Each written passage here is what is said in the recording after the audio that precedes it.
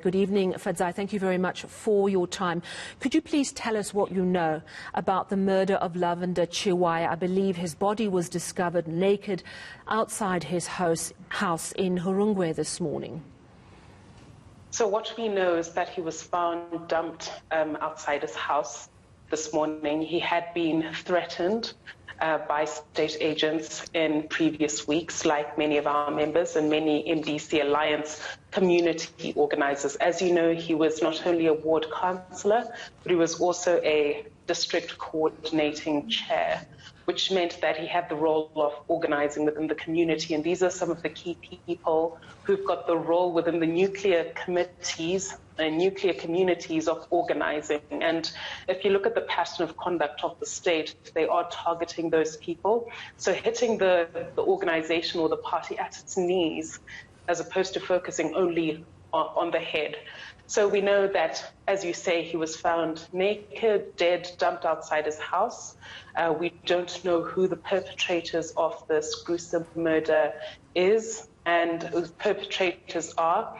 We can only suspect that it's state agents, given the threats he'd received. And what we really insist on is due process. We insist that an independent investigation into his murder takes place, because there have been at least 4 extrajudicial killings of this nature where there's been no accountability and impunity, and that just cannot continue. It's very disturbing, and there have been some comments on social media that this style of murder is similar to the way Zapu members were murdered in the 1980s in Gukuruhundi. Can you comment on that at all? Yes, and you know, there's been a lot of other activity by the state, and as far as silencing dissent is concerned, and some of the patterns that are re-emerging today in 2020 that are similar to how Zapu in the 80s was disseminated. And what we insist on as a party that, you know, believes in constitutionalism, the rule of law, due process, is that the law takes its course sincerely. We cannot have a situation where people are terrified of living in their homes. We cannot have a situation where people are continuously abducted, raided in their households. We want the law to take its course. We want you know, the perpetrator of his murder, whoever it was, to be brought to account, whoever it was.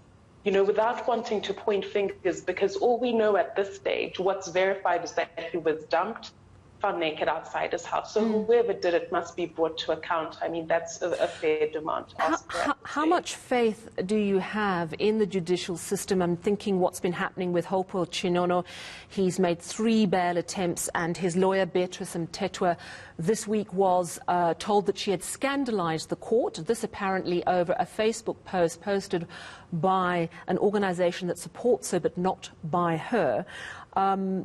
And if you read through Zimbabwe's constitution, it's very clear that Hopewell Chinono should have been given bail by now. So how much faith do you have in the system? The trouble that we have is that, you know, we have a system that's not being true to the constitution. What we know as a party and as citizens of Zimbabwe is that the constitution is the supreme law. As you've rightfully pointed out, a person who stands accused of any crime has got the right to bail as a constitutional entitlement unless there's special circumstances.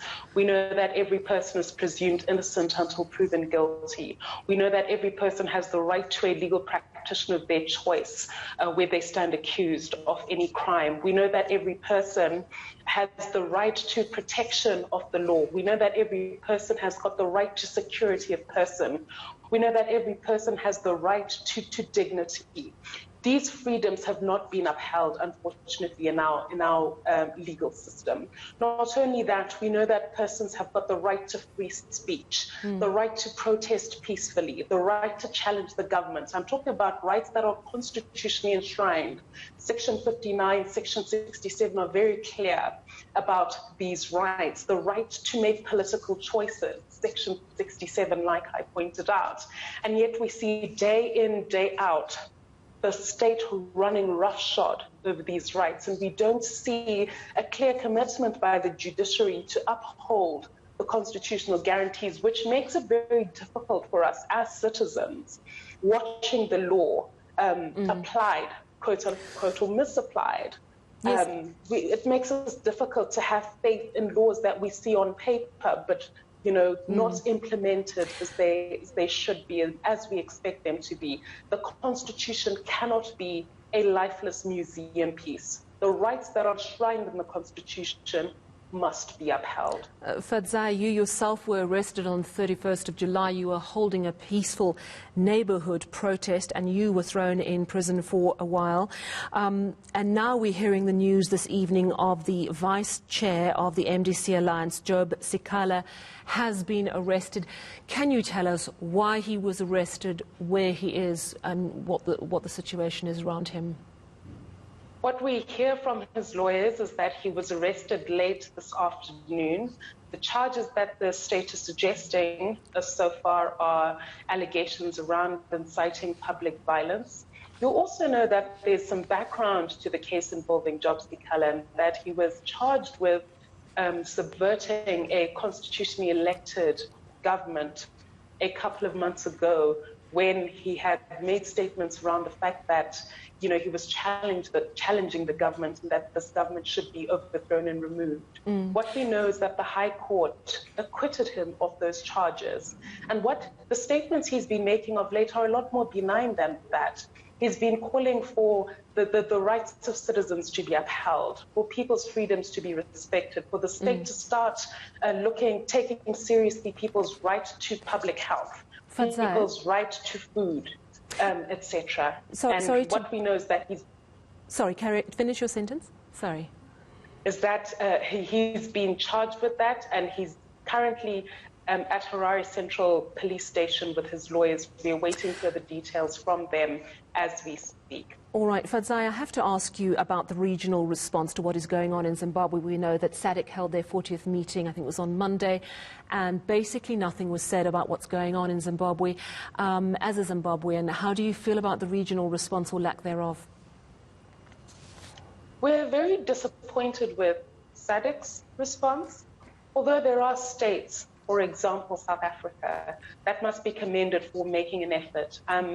You will note, and as you obviously know, that President Cyril Ramaphosa sent an envoy of at least 3 persons to come and investigate what is taking place, the crisis that's taking place in Zimbabwe, and we're extremely grateful for that. And what's telling about the intervention by South Africa in that regard is that Mr. Mnangagwa turned that envoy back, which in itself is probative of the crisis that we face. If there was no crisis, if there were no violations, if there were no abductions, no arrests, no deteriorating human rights crisis, Mr. Mnangagwa would have been happy to open his door to his South African counterparts and say, look, come into my country, speak to whoever you need to speak to, I've got nothing to hide.